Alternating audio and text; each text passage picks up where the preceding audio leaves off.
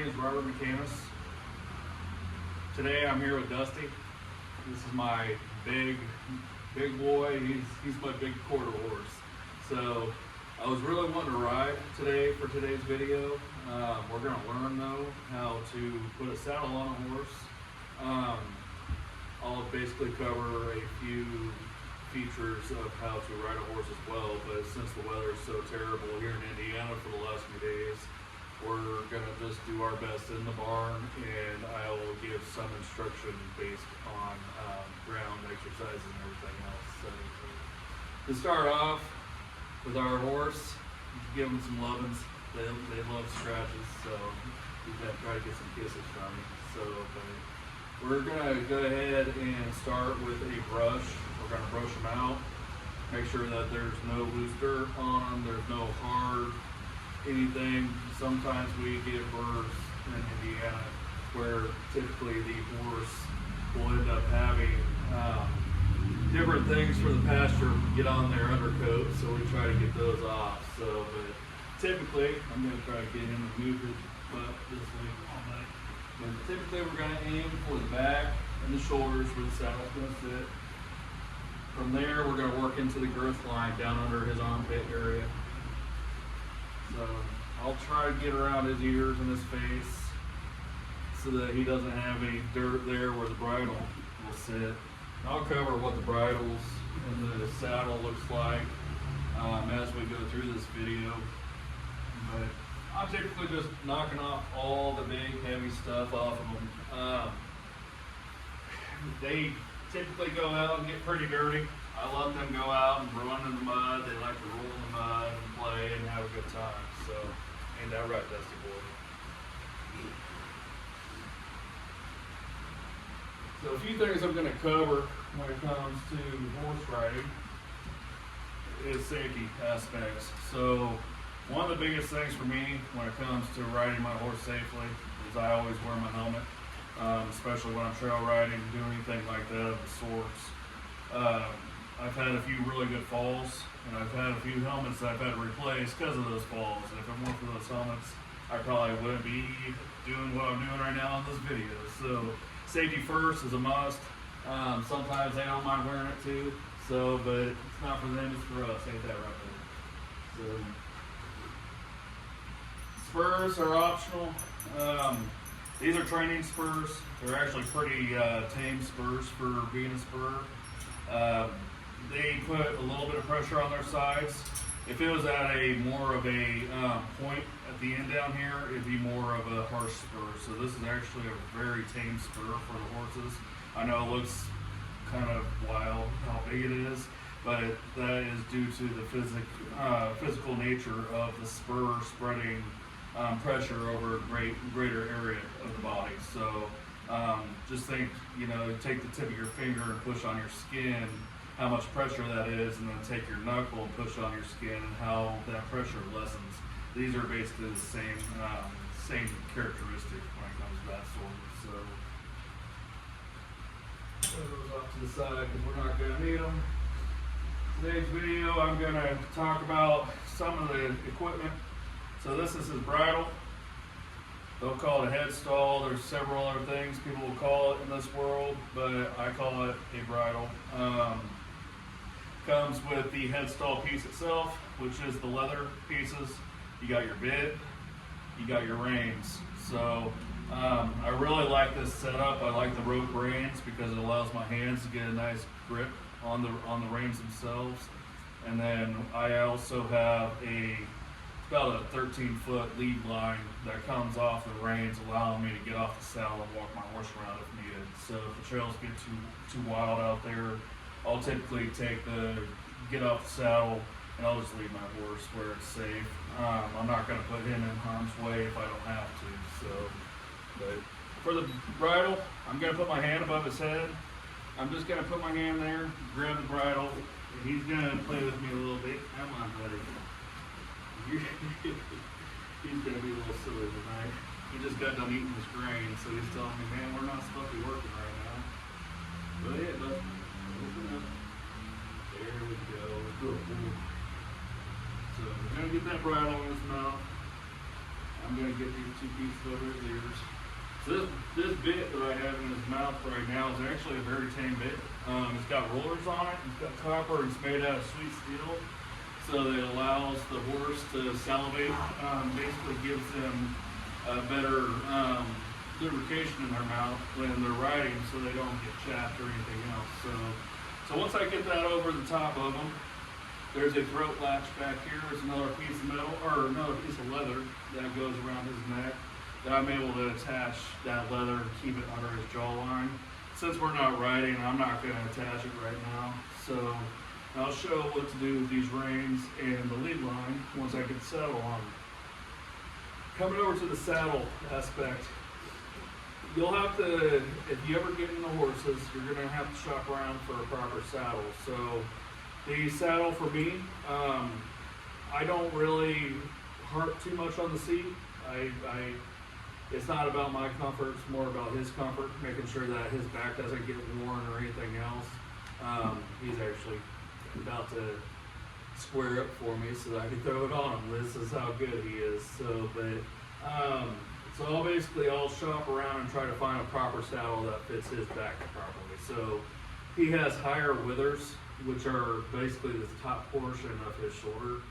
I will basically shop for a saddle for him like I did for this one that has a bigger cantle to allow for those withers to have a little bit more room when he's running around. So trail, when we're riding out there on the trails, it's important to have a rear cinch. Basically this thing here keeps you from, if you're going down like a steep terrain of some sort, this goes around the back of his belly.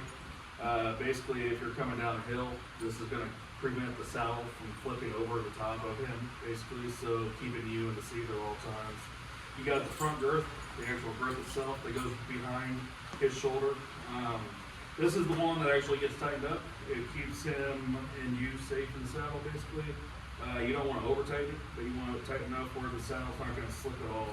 So another big feature of riding on the trail is when you're going uphill, you're going to want the same thing. You're going to want something on the front of the horse, on his chest, to keep you from sliding off the saddle. So back of the butt, basically. So you don't want that saddle to go back there, because we all know, don't walk behind a horse. If they get a saddle on the back of their butt, they're going to act kind of a little spunky. Ain't that right, buddy?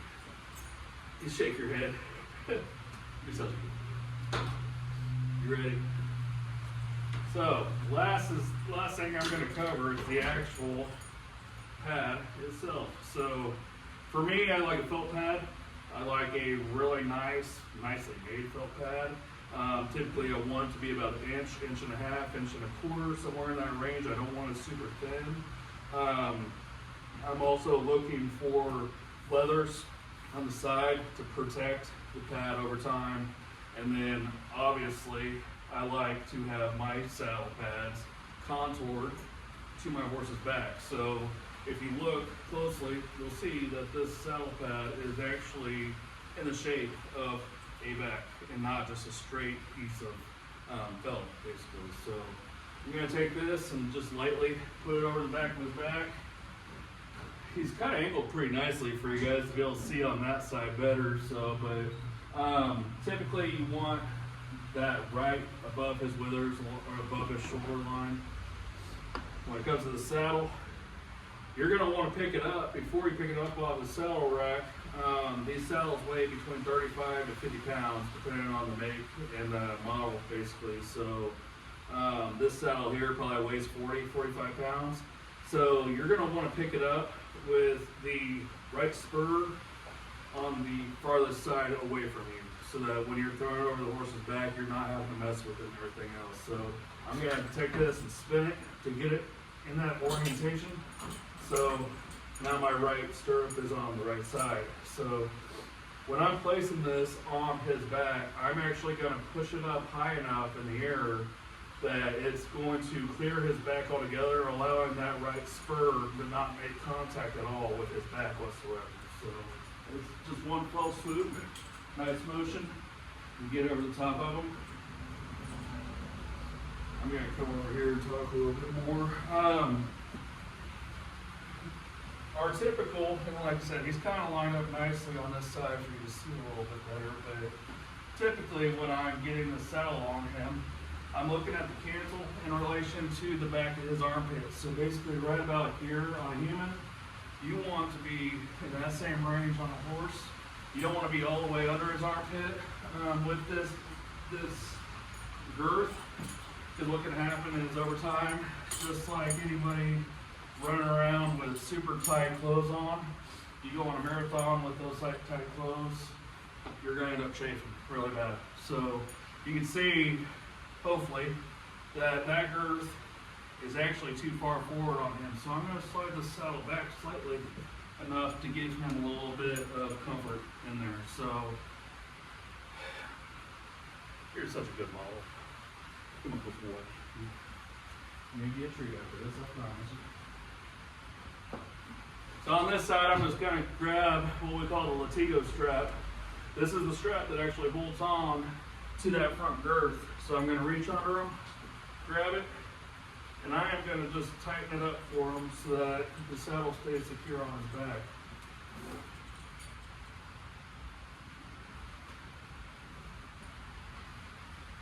So you're going to do 2 full loops with the leather inside the D-ring on the girth.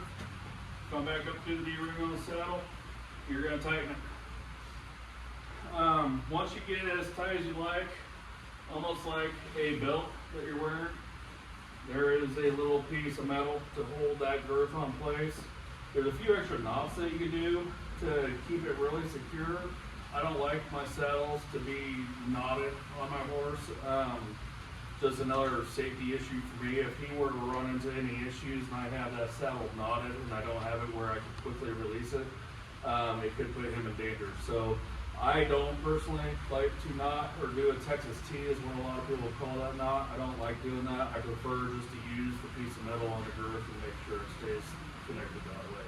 So rear girth, rear cinch, a lot of people call it different things in different regions.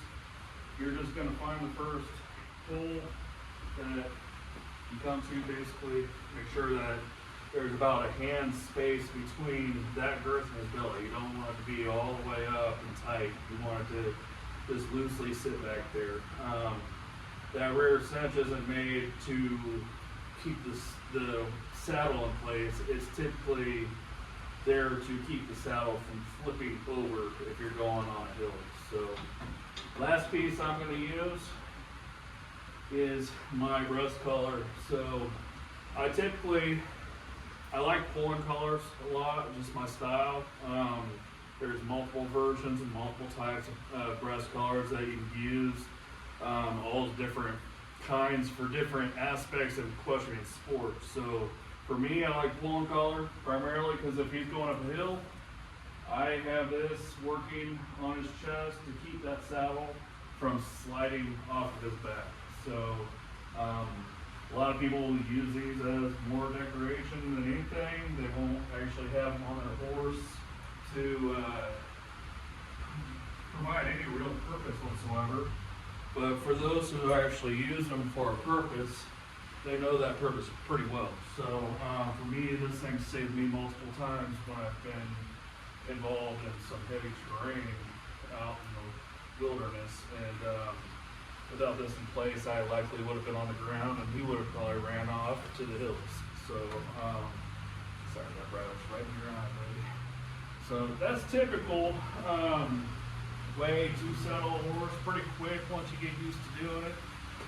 When I actually get in the saddle, first thing I'm going to do before I get on is make sure my reins are in their place. So the shorter loop on this one, I basically just throw over the top of his head. Sometimes I'll put it behind the horn just to prep it, get ready for me to get in the saddle. And then his lead line, like I said, they'll call this a Makate style reins. They typically come with a lead line of sorts. So I can right now unhook them and just walk them all over the barn if I really wanted to. But this is a great piece of hardware basically so that before I ride I can do a little bit of exercising with him to loosen him up And then, like I said earlier, if I end up getting in any trouble at all on the trail, if I get into something too deep or something a little too aggressive for our riding capabilities, I'll just get off of them and I'll just lead them around with the actual body rings. So, like I said earlier, I would have really enjoyed getting on the saddle and riding for you guys, but it's been raining for the last few days here in Indiana, and I don't typically care to ride in the rain too much. So perhaps on the last video that we get into, maybe I'll get on the horse and I'll actually ride around a little bit. So, but other than that, that's how you put a saddle on a horse and get them ready for the trail. So until next time, it's been a pleasure. What do you think of that, buddy? Pretty good stuff.